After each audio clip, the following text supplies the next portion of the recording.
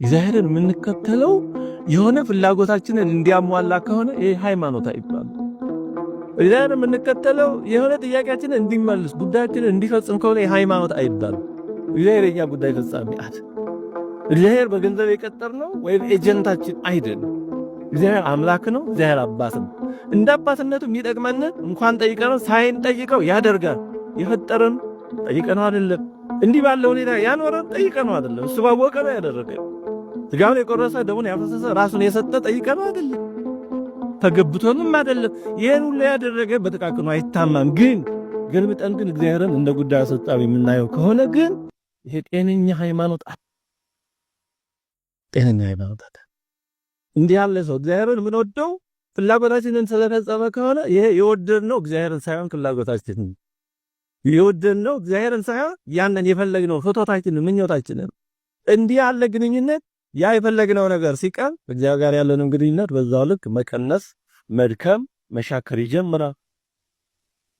ስለዚህ ከእግዚአብሔር ጋር ያለን ግንኙነት ምን አይነት እንደሆነ መመርመር አለብን። እግዚአብሔር የጠየቅነውን ባያደርግስ፣ ጤናስ ባይሰጠን፣ ሀብትስ ባይሰጠን፣ ሌላስ ነገር ባይኖር ሃይማኖታችን ከእግዚአብሔር ጋር ያለው እንዴት ነው? ይቀጥላል ወይስ አደጋ ላይ ይወድቃል?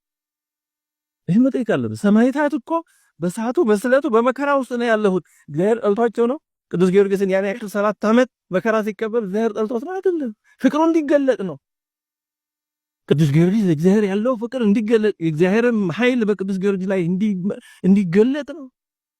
ሰማዕታት ያን ሁሉ መከራ የተቀበሉት ጠልቷቸው አይደለም። እግዚአብሔር ግን እሱን የምንወደው ከፍላጎታችን በላይ መሆኑ እንዲገለጥ ግን ይፈልጋል። አሁን እናንተ የሚወዳችሁ ሰው ቢኖር ያ ሰው ግን የሚወዳችሁ ከእናንተ ስለሊያገኘው ጥቅም ብሎ መሆኑን ብታውቁ ደስ ይላችኋል? ደስ ይላችኋል? የሆነ ሰው ይወዳችኋል፣ ግን ኦኬ ያ ሰው የሚወደው እናንተን ሳይሆን ከእናንተ የሚያገኘው ነገር ነው። እንዲህ ያለ ነገር ደስ የሚያሰኘው ሰው አለ? ታዲያ እግዚአብሔርስ እኛ እንደዚህ ያለ ነገር የማያስደስተን ከሆነ እግዚአብሔርስ ያስደስታል። እግዚአብሔር ይሰጣል፣ ግን ምን ወደው ግን ስለ ስጦታው ብሎ መሆን የለበትም እንጂ ክርስቲያን ነው እኔ ለምን እንዲሆናል እንዴ? ከሌላ ከራሳቸው የሚያሳሳቱ በጣም ያደገኛ ሃይማኖት አረዳዱ። ክርስትና ሃይማኖት እንደዚህ አይደለም። ትራንዛክሽን አይደለም ሃይማኖት። ጊቭ ኤንድ ቴክ አይደለም። የኔ ያጾም ያለ የኔ ያልዘጠይ ያለ በጣም አደፊን ያደርጋል። ስለዚህ ሰይጣን ጌታችንን የፈተነው እንዲህ ባለ መንገድ የሚያስቡ ሰዎች እንደሚፈተኑ ፈተናው የሰይጣን እንዲህ እንደሆነ እንድንረዳ ነው።